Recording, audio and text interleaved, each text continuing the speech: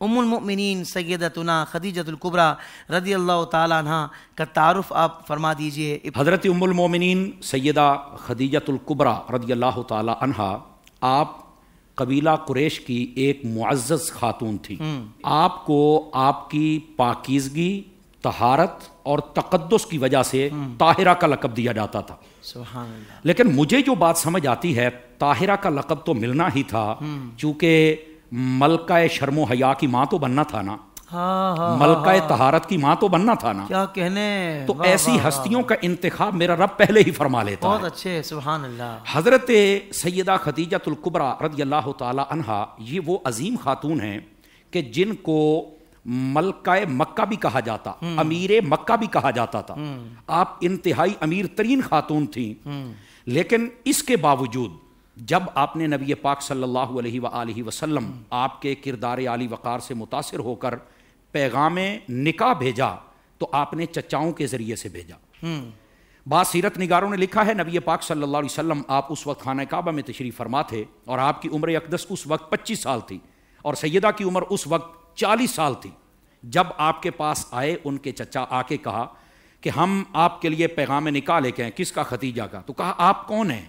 تو انہوں نے کہا جی ہم ان کے چچا ہیں۔ تو فرمایا اگر خدیجہ کے چچا بات کریں گے تو پھر میں محمد کی طرف سے بھی میرے چچا ہی بات کریں گے۔ واہ واہ واہ، سبحان اللہ۔ یہاں پر میں اپنے ناظرین کے لیے ایک بات کہوں، ہمارے اسلام میں پسند کی شادی اور پسند کا نکاح منع نہیں ہے، لیکن طریقہ کار مثبت ہونا چاہیے۔ بہت اچھے، بہت خوبصورت۔ اگر یہاں دیکھا جائے تو پسند حضرت ام المومنین خدیجۃ الکبریٰ رضی اللہ تعالی عنہا آپ کی ہے، لیکن انداز کتنا اعلیٰ ہے کہ قیامت تک کے لیے کوئی انگلی نہیں اٹھا سکتا ہے۔ سبحان اللہ، سبحان اللہ۔ پسند منع نہیں ہے، لیکن غلط ڈائریکشن پہ چلے جانا یہ منع ہے۔ بہرحال اللہ ہمیں سمجھنے کی توفیق عطا فرما دے۔ آمین آمین۔ یہ وہ خاتون ہیں جو نبی پاک صلی اللہ علیہ وسلم کی عقد مبارک میں تشریف لاتی ہیں، اپنا سارا مال نبی پاک صلی اللہ علیہ وسلم کے قدموں پر نچھاور فرما دیتی ہیں۔ سبحان اللہ۔ حالانکہ آج کل کی خاتون کا مزاج آپ دیکھیں تو اس کو جہیز میں جو چیزیں اپنی ہوتی ہیں بڑی پسند ہوتی ہیں، وہاں سے اگر کوئی گلاس بھی ٹوٹ جائے نا تو ایسے سمجھے کہ کمرہ گر گیا ہے۔ یہ ایک نفسیاتی چیز ہے اور اس کی محبت ہوتی ہے اس چیز کے ساتھ۔